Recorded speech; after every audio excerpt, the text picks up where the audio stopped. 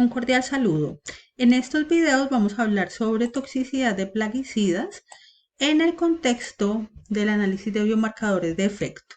Como el tema es un poquito extenso, vamos a dividir el tema de plaguicidas en dos videos.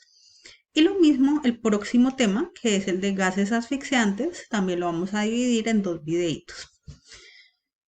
Bueno, para comenzar, entonces recordemos que hasta el momento nosotros hemos venido hablando de biomarcadores de exposición.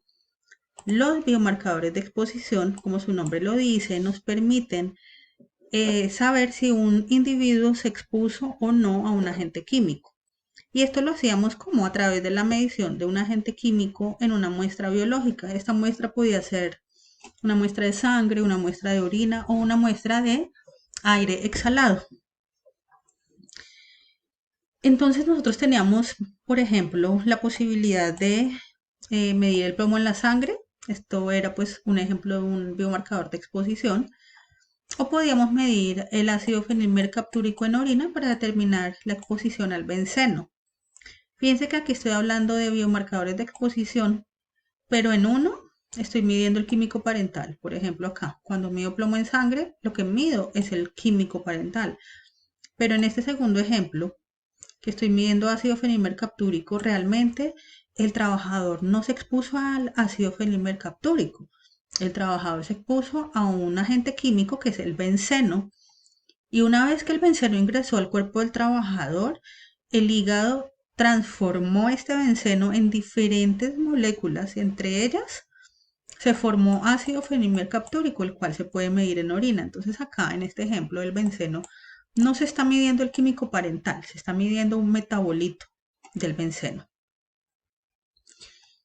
Estos biomarcadores pues me permiten de verdad en últimas confirmar la presencia del químico en el cuerpo del trabajador y a su vez determinar la dosis, ¿cierto? Porque esta medición de estos biomarcadores nos va a arrojar unos numeritos que se van a comparar con los índices de exposición biológica B y de la CGIH y nos van a permitir determinar si hay una sobreexposición o no al agente químico. Por otra parte, los biomarcadores de efecto son biomarcadores que evalúan cambios bioquímicos fisiológicos que se producen en el organismo como resultado de la exposición a un compuesto químico exógeno y que usualmente se pueden asociar con un efecto adverso o con una enfermedad, es decir, con un efecto generado por la exposición al agente químico. Ejemplos de estos son la carboxihemoglobina en sangre. Este es un biomarcador de efecto para monitorear si un trabajador que se puso al monóxido de carbono tiene un efecto derivado de esa exposición. Y lo mismo la determinación de la colinesterasa para los trabajadores que se exponen a plaguicidas inhibidores de la colinesterasa. Los biomarcadores de efecto tienen ventajas y tienen desventajas. Por una parte, es importante entender que los biomarcadores de efecto no nos van a confirmar una exposición a un agente químico, pero sí nos van a apoyar en entender si la exposición al agente químico es posible que haya causado efectos en el cuerpo del trabajador. El problema es que estos biomarcadores de efecto no solamente se van a alterar por la exposición al agente químico, sino que también se podrán alterar cuando hay otras condiciones, por ejemplo, en el estado de embarazo, por consumo de alcohol, por consumo de ciertos medicamentos, antibióticos, medicamentos para tratamiento de alguna enfermedad crónica, etcétera. Entonces, la interpretación de estos biomarcadores pues va a requerir un poquito más de análisis y de pronto de contar con más información del estado de salud del trabajador para poder tener una buena interpretación de estos biomarcadores de efecto. Hay un tercer grupo de biomarcadores que son los biomarcadores de susceptibilidad.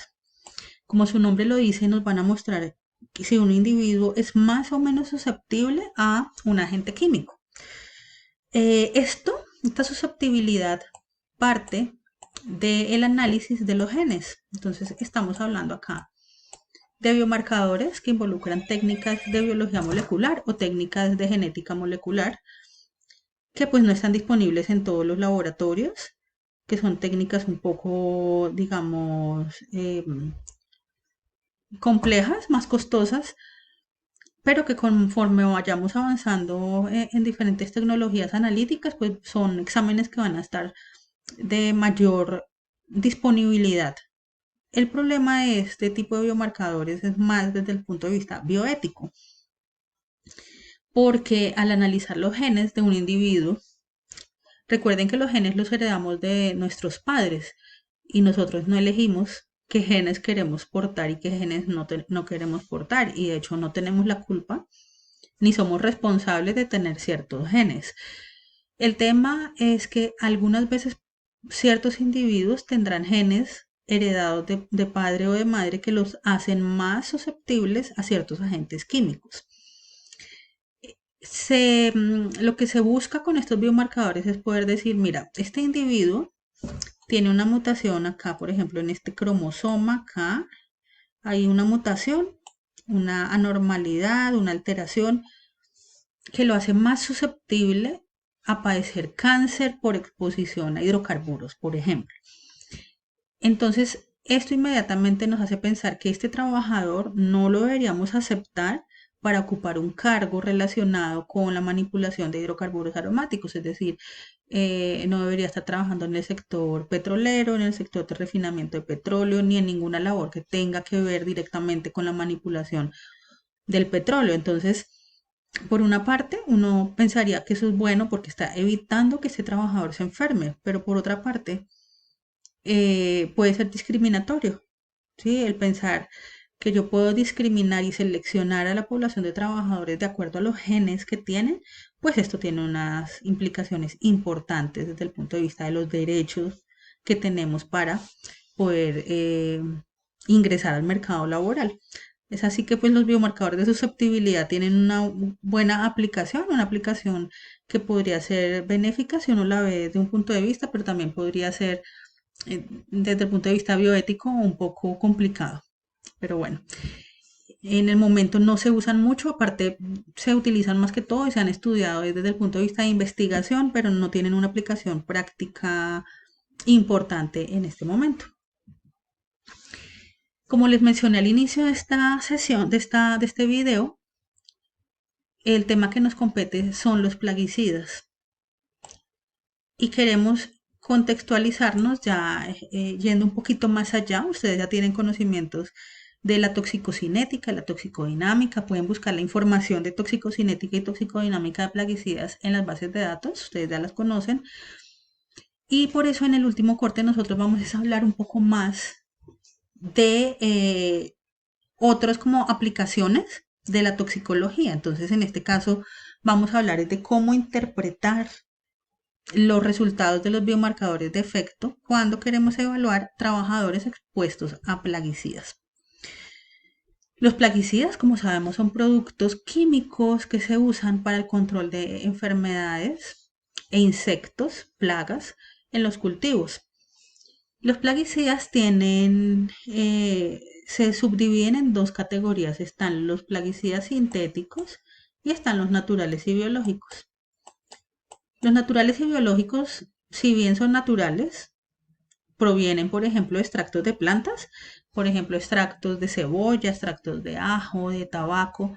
También aquí se pueden utilizar ciertos hongos y ciertas bacterias para ser aplicados en los cultivos, y estas bacterias y hongos a su vez pueden proteger el cultivo. Pero no por el hecho de que sean naturales significa que sean inocuos, y también merecen como eh, un estudio, y los trabajadores deben también entender que pueden ser tóxicos o pueden generar ciertas reacciones en la salud. Sin embargo, pues ese no es el tema de este video. Nosotros nos vamos a enfocar más en los sintéticos. Los plaguicidas sintéticos pueden ser inorgánicos, estos ya no se usan. Eran productos a base de metales pesados, por ejemplo, como plomo, arsénico. Imaginen lo venenoso que podía ser esto.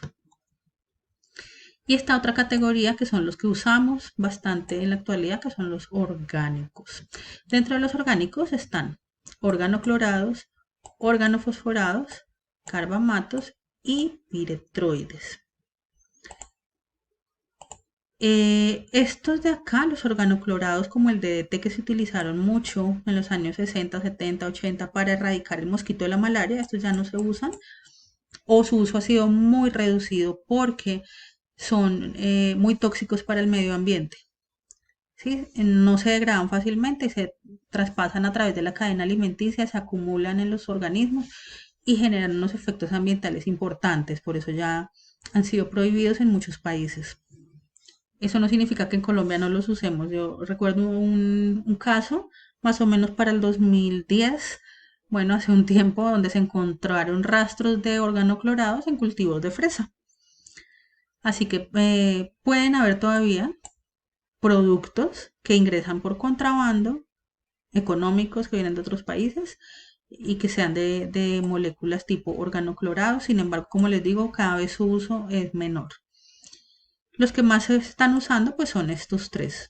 Estas tres son categorías, ¿no? Dentro de los organofosforados hay muchos productos, asimismo dentro de la categoría de los carbamatos hay muchos productos y dentro de la categoría de los piretroides también. Miren, por ejemplo, de los organofosforados tenemos acá el ejemplo maratión, temefos, clorpirifos, fosmediación, está también fenilparatión, bueno, hay muchos otros más. Dentro de los carbamatos está el furadán, fenobucar, y entre los piretroides tenemos deltametrina, tenemos bifentrina, etcétera. Muchos otros productos también que hacen parte de la categoría de los piretroides. Pero quiero llamar la atención aquí en estos dos, carbamatos y organofosforados, porque esos dos son conocidos como plaguicidas inhibidores de la colinesterasa. Ya más adelante les voy a explicar qué significa esto de la inhibición de la colinesterasa. Pero antes es importante que nosotros sepamos cómo es que en Colombia se clasifican los plaguicidas. Nos regimos bajo la norma andina y a su vez la norma andina se rige por la OMS. Sin embargo, también está la clasificación del sistema globalmente armonizado. Si comparamos la clasificación de la OMS y la del sistema globalmente armonizado, vemos que tienen similitudes y tienen algunas diferencias. Entre las similitudes están pues que ambos utilizan el mismo código de colores y son 4 categorías. Pero la diferencia prácticamente está en el número asignado. Por ejemplo, la categoría 1A de la OMS es la 1 del sistema globalmente armonizado. La categoría 1B de la OMS es para el sistema globalmente armonizado categoría 2. Y fíjense que así pues encontramos más diferencias. Pero en Colombia, como les digo, la que estamos usando es esta. Se le asigna una franja de color a cada producto para que sea más fácil su identificación por parte del agricultor.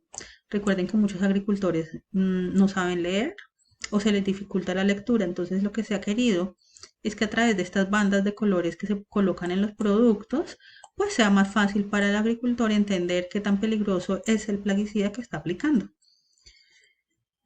Vemos acá entonces en esta imagen 3 productos con las respectivas franjas de color que les acabo de mencionar.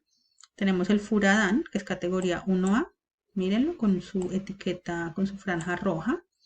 Tenemos acá el fiprofed, que es el mismo fipronil, categoría 2, con su etiqueta amarilla. Y este plaguicida que todos conocemos, que es el famoso glifosato, categoría 3, con su franja azul. Vamos a hacer un ejemplo con el carbofurán. El carbofurán es un carbamato, es decir, de esta categoría que les mencioné acá, carbamato. Carbofurano, este mismo que se puede ver acá, carbofurano. O carbofurán o furadán. Es súper tóxico. Tiene una etiqueta roja, es decir, que es extremadamente peligroso. Está prohibido, pero se sigue utilizando. Fíjense que en HAZMAP encuentro también los nombres de estos productos plaguicidas. Obviamente no por nombre comercial como furadán, pero sí por el nombre de la molécula que es carbofurán. Tiene su respectivo número CAS. Miren que me dice que hace parte de la categoría de los pesticidas y aquí está la respectiva molécula. Bueno, continuaremos entonces con el tema del análisis de estos biomarcadores en la segunda parte del video.